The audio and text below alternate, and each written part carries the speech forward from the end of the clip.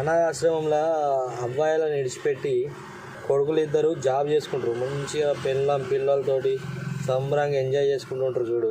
అనాథాశ్రమంలో వేసినాక తల్లిదండ్రులు రందికి చచ్చిపోతారు, ఇద్దరు కొడుకులు ఉరికేస్తారు.